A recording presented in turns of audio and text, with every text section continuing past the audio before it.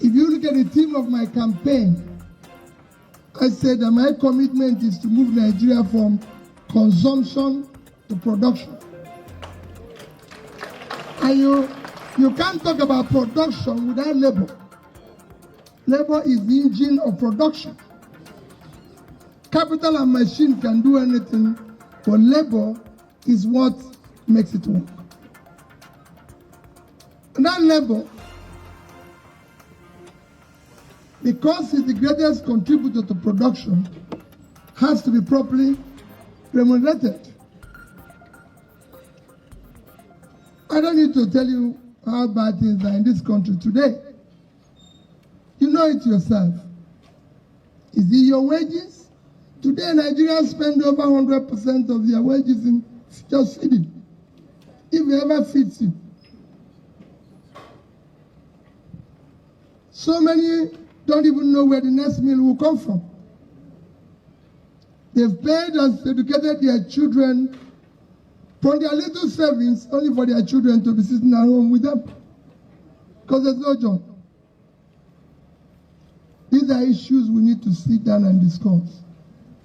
President, nobody can be president without sitting down with the labor and every organization to decide the future of Nigeria. We can no longer have a situation where the leaders are here, the workers are here. They must sit on the same table and talk. That is the beginning of the solution. That is what is happening all over the world.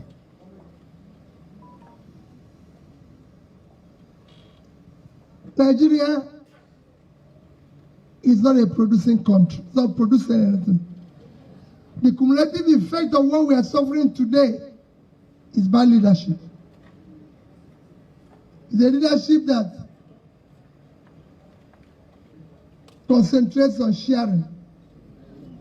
We have to move from sharing formula to production formula.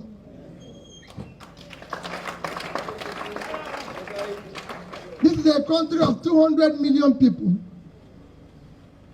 sitting on 923,000 square kilometers of land.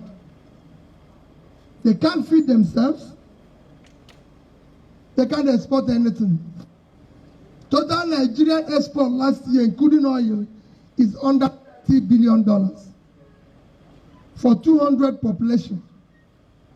Mr. President, a similar country, not a first world country, not what you can classify a developing country, but a country that had the same trajectory with Nigeria in the year 2000, Vietnam, is sitting on 331 square kilometers of land, a third of Nigerian land space.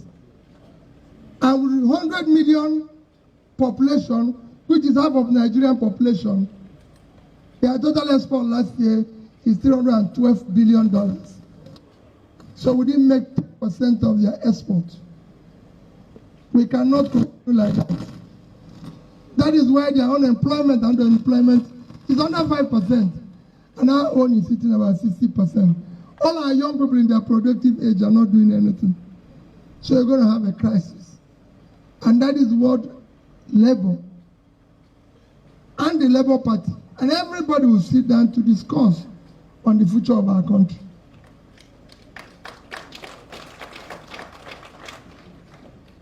Our elders' father and statesman talked about borrowing. So there's nothing wrong in borrowing. Every country of this world is borrowing. The most celebrated country, America, owes about 100% of its GDP.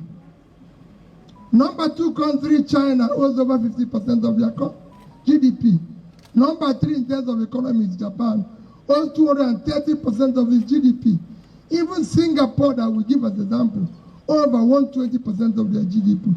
Norway, with the biggest sovereign wealth fund of 1.4 trillion, owes over 50% of their GDP. Is what that makes the difference. If you borrow for consumption, like we've done, you're in problem. If you borrow for production, you're in progress. So we must now make a law that all borrowing must be for production.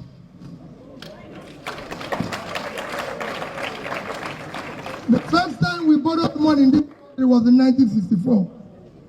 You can go and read the first time Nigeria borrowed money. We borrowed money in September 1964 under Tafa Balawa.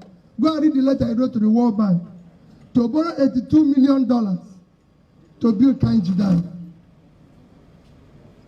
And he said it there, that I'm borrowing this money to build 760 megawatts of electricity, to be able to give Nigeria nearly 1,500 megawatts in order to increase the industrial productivity of the country. And I told him that you are in the right direction when they use it. Almost 60 years after, Kainji Dam is still there. Nigeria today, if you look at monetary equivalent of that today, is about 1 billion. And we are owing 120 billion. Imagine if we had taken 20 of it to build more Kainji dams, we would have been generating 25,000 megawatts of electricity. And that would have, our country today would have been sitting on twice the GDP and twice our per capita, and the difference would have been there. But because it was consumed, we have a debt where we can't service our debt. We are now using over 90% of our revenue to service our debt. And what you hear from government every day is that our revenue to GDP is low. It will be low because they are not working. They are not productive. Hello, viewers and subscribers. This is Evidence Television. This is Mr. Peter Obi. He was today with the Labour Union and the Trade Union Congress. Yes, he has made his position known concerning his plans for this government that is going to form in the coming year if eventually he wins. So Mr. Peter Obi was the former governor of Anambra State. He ruled for 8 years. He reeled out how he was able to manage the labor issues and was paying gratuity, salaries, pensions, and all of that. Yes, Mr. Peter Obi has said it that the theme of his government, if eventually he wins the next presidential election, is that he's gonna move Nigeria from consumption to production. That Nigeria will start producing once again to be able to feed its large population. This is what he has said in this speech. So when we look at the Nigeria GDP compared to other countries that are doing very well, we realize that Nigeria is still very, very backward because we don't produce anything. It is about consumption, borrowing to consume. That's what Peter Obi is kicking against. That there is nothing wrong with borrowing, but borrowing to consume is where there is an issue. But borrowing for production is the right trajectory. This is Evidence Television, and we are going to be following up on all of this, making sure that we bring you up to speed concerning the latest developments in our political landscape. Mr. Peter Obi noted that some countries with half of our population and half of our land space produce more in terms of industrial production, in terms of their GDP, in terms of their exports, and consume less of foreign products because they're able to produce most of the things they need as a country. Unlike Nigeria, that over 80 to 90% of what we consume in this country are imported. So the whole essence is that he is going to move Nigeria from consumption to production. That is the theme of his government if he wins the next presidential poll. Of course, we have seen that the Labour Party has chosen him through the ballot as the presidential candidate. And also we know that other political parties, major political parties like the PDP, APC, they have all chosen their own presidential candidates amongst other political parties. But of course, we know that the three major political parties that are in this race are the Labour Party of Nigeria, the All Progressive Congress, and the People's Democratic Party. So these are the three major candidates, that we know right now that are in this race. Of course, there are other political parties, but they are not as popular as these three right now. We shall keep updating you on the political activities going on right now in Nigeria.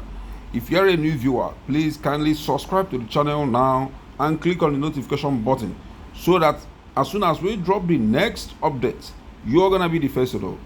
Thank you for watching and remain blessed.